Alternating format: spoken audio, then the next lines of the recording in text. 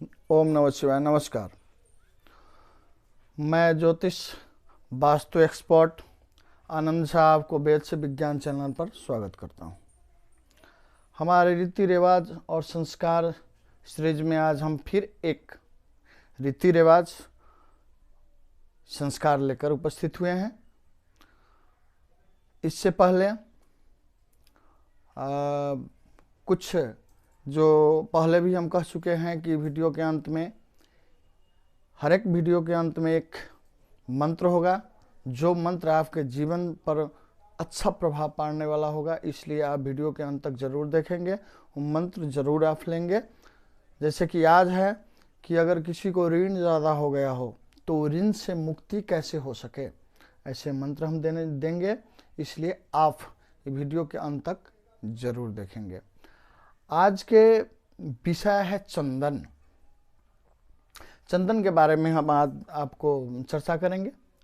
वास्तव में कहा जाए तो दुनिया में जितने भी लोग हैं वो कमाते हैं, तो इसका मतलब है कि किसी से वो कमाते हैं, किसी व्यक्ति से वो कमाते हैं, किसी व्यक्ति को से ही उनको आमदनी होता है। अर्थात दुनिया में सब लोग अपने अपने हिसाब से कुछ बेचते हैं।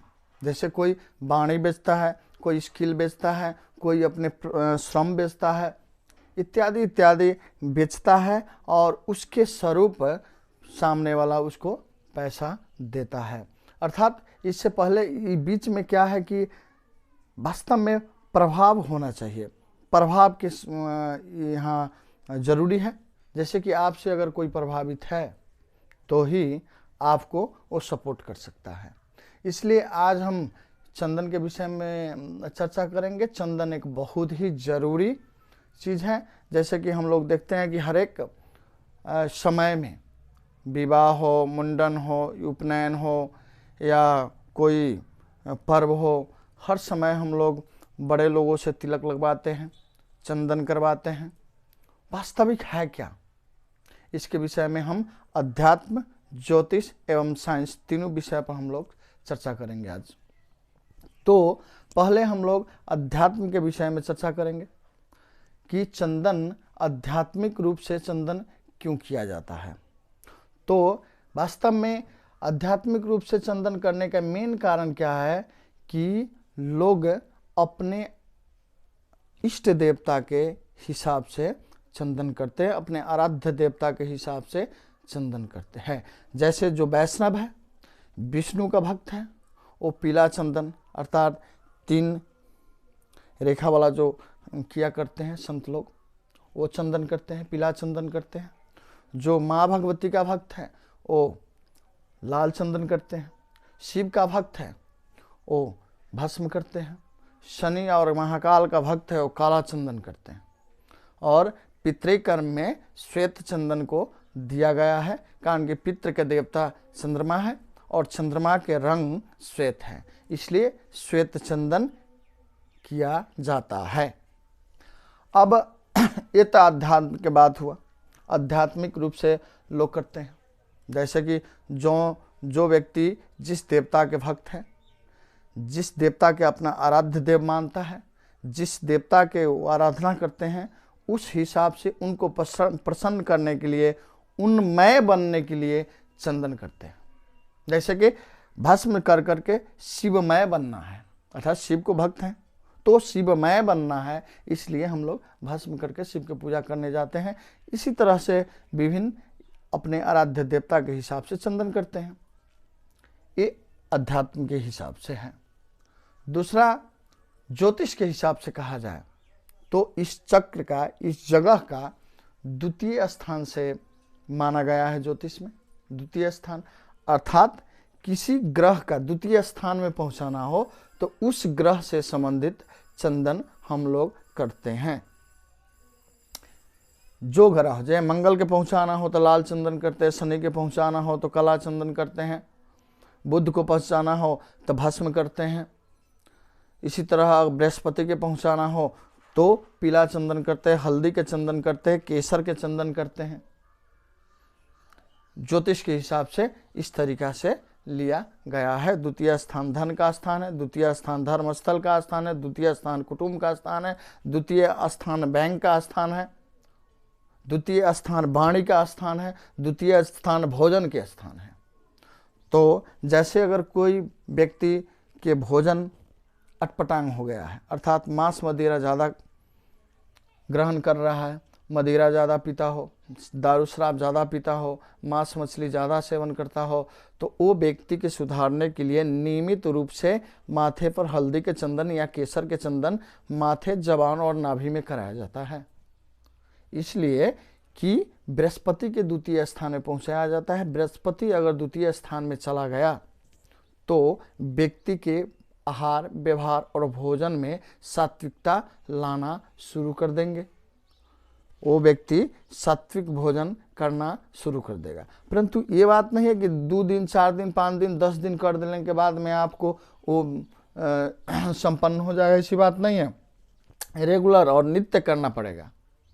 नित्य अगर कोई शराब पीता हो तो उसको नित्य आप स्नान करके हल्दी के चंदन कराना शुरू कर दीजिए, हल्दी के माला धारण कराना शुरू करा दीजिए, तो निश्चित वो व्यक्ति आपको अटपटांग भोजन जैसे मांस मछली, दारू शराब इत्यादि करना छोड़ देगा, निश्चित छोड़ देगा। परंतु धैर्य आपको रखना है और नित्य कराना है। 2, 4 दिन, 10 दिन, महीना दिन, बहुत लोग हैं जो अगर कोई ज्योतिषी बता दिया तो 2, 4, 10 दिन, महीना दिन कर करके नहीं ठीक हुआ तो छोड़ देता है। हम आपको कहते हैं कि अगर मेडिसिन लेते हैं, आप किसी डॉक्टर से दिखाते हैं, तो डॉक्टर अगर 5 गो दवाई लिख दिया तो क्या 4 गो दवाई खाने से आपको रोग ठीक हो जाएगा? नहीं।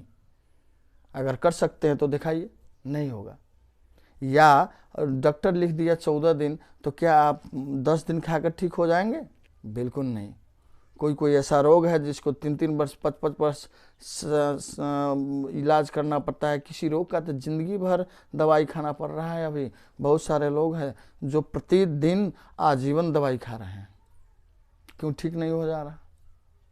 तो वहाँ डॉक्टर जगह कोई समस्या नहीं, वो इलाज आप कराएंगे, दवाई ज़रूर खाएंगे, परंतु कुछ दिन, 2, 4, 5 महीना, साल भर आप नहीं कर सकते हैं। जो निश्चित कर करके अगर साल भर, 1.5 साल कंटिन्यू कर दे तो निश्चित आजीवन के लिए उस समस्या से समाधान मिलने वाला है, मिल जाएगा, गारंटी है। लेकिन आप साल 2 साल ज्योतिषी के कहने पर आपको वो नहीं करेंगे, क्योंकि आप लोगों का ये विश्वास नहीं है। लेकिन आपको हम एक बार ज़रूर कहना चाहेंगे कि साइंस 100, 200, 300 वर्ष से इधर है। उससे पहले अगर कोई साइंस था तो ज्योतिष था, वास्तु था। उससे पहले दूसरा कोई साइंस नहीं था, साइंस वही था। आज भी अगर एलोपैथ मेडिसिन है तो आयुर्वेद के हिसाब से जड़ी बूटी ही से एलोपैथ मेडिसिन बना है। हम नहीं कह रहे हैं एलोपैथ मेडिसिन खराब है, बहुत अच्छा है, क्योंकि आपातकालीन स्थिति में एलोपैथ मेडिसिन के सिवाय दूसरा कोई उपाय भी नहीं है। इसलिए मेडिसिन खाइए, मेडिसिन में विरोध नहीं है, परंतु हम कहे हैं, ये बात कह रहे हैं कि अगर डॉक्टर के हिसाब से खाइए, डॉक्टर जो कह रहा है, जितना दिन कह रहा है उतना दिन खाइए, तब आपको रोग से छुटकारा मिलने वाला है, नहीं तो नहीं। वैसा ही ज्योतिष में भी है। ज्योतिष अगर कोई कह दिया इतना दिन आपको फलना चीज करना है तो कीजिए, इतना इतना चीज करना है तो कीजिए। अगर 5 गो टोटमा लिखा, 5 गो उपाय लिखा, उसमें 4 करके, 3 करके, 2 करके आप कहिएगा कि हमको ठीक नहीं हुआ तो गलत है। तो ऐसे अगर भावना रखते हैं तो किसी ज्योतिषी से दिखाने की जरूरत नहीं है, आप अपने जगह पर ठीक है। तो आज हम लोग चंदन के बारे में बात करेंगे। तो अध्यात्म के हिसाब से, ज्योतिष के हिसाब से हम बता चुके हैं। ज्योतिष के हिसाब से किसी ग्रह के द्वितीय स्थान में पहुंचाने के लिए हम लोग ऐसे चंदन करते हैं। जो ग्रह को पहुंचाना है उस ग्रह से रिलेटिव रंग का, कलर का चंदन हम लोग करते हैं। अब हम लोग साइंस पर चलते हैं। वास्तव में साइंस में क्या इसको है, तो साइंस में भी चंदन के बड़े महत्व दिया गया है। आजकल बहुत ज़्यादा जो है रिसर्च हो रहा है इस सब पर।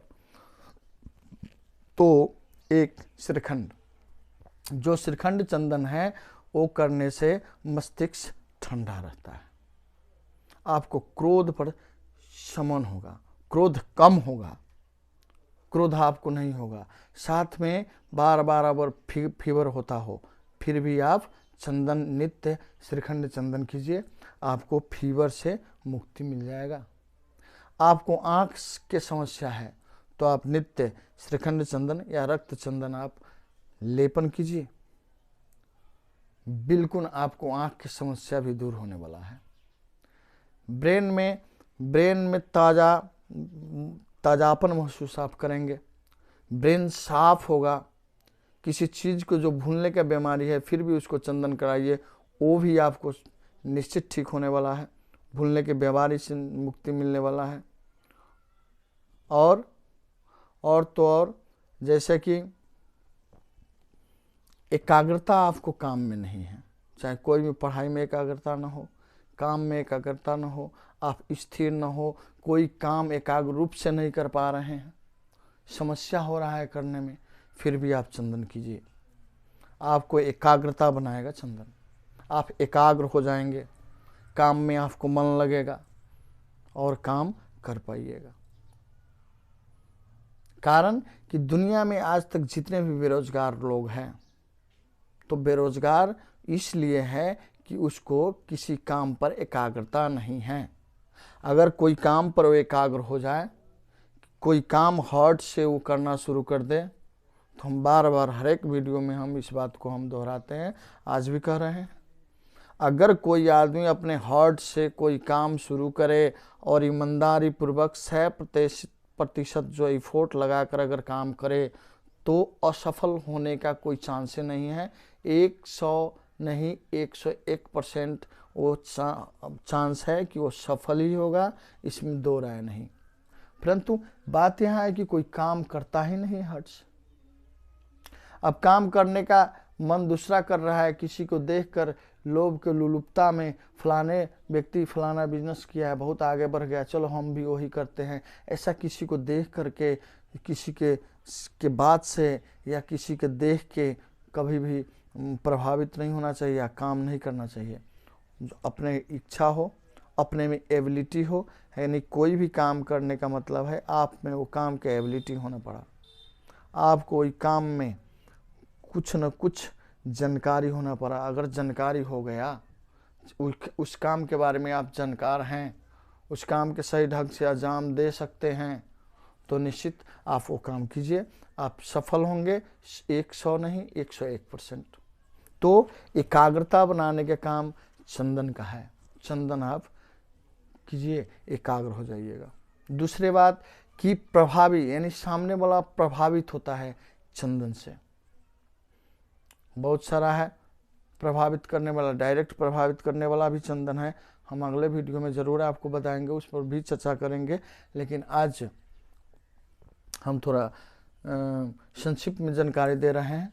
जैसे कि आप चंदन कर रहे हैं तो आपके चंदन के प्रभाव से सामने वाला जरूर प्रभावित होगा, आपसे ठीक से बात जरूर करेगा, आपके बात जरूर सुनेगा। कम से कम आप सामने जाइएगा तो एक नज़र आपको चेहरा पर उसको देखना ही होगा, इतना चंदन में प्रभाव है। चंदन करने से प्रभाव बढ़ता है, अपने घर से लेकर के बाहर के हर व्यक्ति, हर हिसाब से प्रभाव आपको चंदन से पड़ता है, इसलिए चंदन करना चाहिए। दूसरी बात, जैसे कि मोबाइल का ब्लूटूथ है, अगर मोबाइल का ब्लूटूथ खुला हुआ है और किसी को दूसरे का मोबाइल भी नज़दीक में, उसको भी ब्लूटूथ खुला हुआ है, तो वायरस ट्रांसफ़र हो जाता है। इसलिए वास्तव में हमारे शरीर का ब्लूटूथ इस जगह का है, ये चक्र का जगह का ब्लूटूथ कहा गया है। अर्थात इसी द्वारा हम लोग ज्ञान को, ज्ञान विज्ञान के भी अर्जन करते हैं, और इसी द्वारा हमारा वायरस भी शरीर में प्रवेश करता है। इसलिए अब दिन में तो हम लोग निकलते हैं, निकलने के बाद बहुत सारे लोग से बात करते हैं, हो सकता है उन लोगों के पास में नेगेटिव ऊर्जा हो, तो इसलिए हम लोग ब्लूटूथ को बंद कर लेते हैं चंदन से, ताकि हम हमारा जो हम किसी भी जगह पर हो, किसी व्यक्ति से हमारा भेंट घाट हो, फिर भी कोई निगेटिव ऊर्जा हम में प्रवेश न करे, अर्थात हमारे जो शरीर में पॉजिटिव ऊर्जा है वो बैलेंस रहे, वो बाहर न निकले, निगेटिव ऊर्जा प्रवेश न करे। और फिर सोते समय में, रात्रि में जब भोजन करके सोने जाते हैं तो इस चंदन को साफ कर लेना चाहिए, इस जगह को खोल देना चाहिए, ब्लूटूथ को खोल देना चाहिए, क्योंकि रात में हम लोग सोते हैं तो हमारा शरीर प्रकृति से कनेक्ट होकर के वहाँ से पॉजिटिव ऊर्जा को ऑब्जर्व करता है, हमारा शरीर को ग्रहण करता, हमारा शरीर जो ग्रहण करता है पॉजिटिव ऊर्जा, और हमारा शरीर रिजनरेट होता है। जैसे कि सुबह में हम उठते हैं तो अगर नींद रात में हम लोग सोए हैं और सुबह में उठते हैं तो हम अपने आप के फ्रेश महसूस करते हैं, अर्थात उतने देर में जब शरीर हम सो गए हैं तो हमारा शरीर जो प्रकृति से पॉजिटिव ऊर्जा लेकर के अपने आप को रिजनरेट कर लिया है। ये भी कारण है। दूसरे की ऊर्जा ट्रांसफ़र भी किया जाता है चंदन के माध्यम से। जैसे कि आप किसी पर्व पर हो या किसी पर्व पर हो या किसी विजय पर हो, हम लोग अपने बच्चे को तिलक लगाते हैं। जन्मदिन हो, उपनयन हो, मुंडन हो, विवाह हो इत्यादि में हम लोग चंदन लगाते हैं। चंदन इस उंगली से लगाया जाता है क्योंकि ये सूर्य का उंगली है, सूर्य में ऊर्जा है, सूर्य में ऊर्जा है और इस सूर्य का उंगली है। इस उंगली से हम लोग, इसी उंगली से हम लोग चंदन तिलक लगाते हैं, अर्थात अपने शरीर से उसके शरीर में ऊर्जा को ट्रांसफ़र करते हैं। वो ऊर्जामान होता है, हमारा शरीर को ऊर्जा उसमें प्रवेश करता है और वो ऊर्जामान होता है, इसलिए भी तिलक किया जाता है, चंदन लगाया जाता है। तो इसलिए चंदन लगाना चाहिए, चंदन से प्रभावित होता है। परंतु बहुत ऐसा लोग हैं जो चंदन देख करके उसको जो है दूसरे टाइप से खुजली महसूस होना शुरू कर देता है। बुझ जाना चाहिए, कोई आदमी अगर चंदन पर विरोध कर रहा है या चंदन पर कमेंट कर रहा है, इसका मतलब है निश्चित उसको घर में उसके घर के लोग, जैसे संतान हो या पत्नी हो, वही उसको वैल्यू नहीं कर रहा है। बुझ जाना चाहिए, क्योंकि वो टाइप के लोग हैं। चंदन से विरोध है, इसका मतलब उसको प्रभाव समाज पर, परिवार पर, किसी पर नहीं है। तो फिर हम चंदन के लेकर के उपस्थित होंगे और कुछ विशेष बात बताएंगे कि कौन कौन सा चंदन करने से क्या क्या डायरेक्ट इफेक्ट होता है सामने वाला को। परंतु इससे पहले एगो मंत्र है जो हम पहले कह चुके हैं। अगर ऋण ज़्यादा हो गया हो और ऋण समाप्त नहीं होता हो तो आप सोम के सोम बर के पेड़, बरगद जो जानते हैं, बरगद के पेड़ पर जल चढ़ाना चाहिए और कंटिन्यू बहुत दिनों तक चढ़ाइए। किस नाम से? तब बटकेश्वर महादेव के नाम से। शिव पुराण में भी चर्चा किया गया है। बटकेश्वर महादेव के नाम से उस पर अगर जल चढ़ाते रहेंगे, कंटिन्यू जल चढ़ाते रहेंगे, तो निश्चित करके आपको ऋण से मुक्ति होना है, इसमें कोई दो राय नहीं। लेकिन कम समय नहीं, 2, 4, 10 बार नहीं, कंटिन्यू कीजिए और चढ़ाते रहिए। भगवान पर आस्था रखिए। आपको भगवान तो आकर ऋण मुक्त नहीं कर देगा, परंतु आपको शरीर में जो ऊर्जा है वो ऊर्जा में जो है वृद्धि होगा। आपको ऋण चुकता करने के उपाय समझ में आ जाएगा, वो सामने आ जाएगा, आप ऋण से मुक्ति हो जाइएगा। इसमें कोई दो राय नहीं। आपको शरीर का जो ऊर्जा में पोटेंसी बढ़ा देगा, आपको ऋण चुकता करने में आप को सहायक होगा। आप जल्दी ऋण चुकता कर पाइएगा। आप इस बात को कर देखिए। अगले वीडियो में फिर हम आपसे भेटेंगे। तब तक के लिए नमस्कार।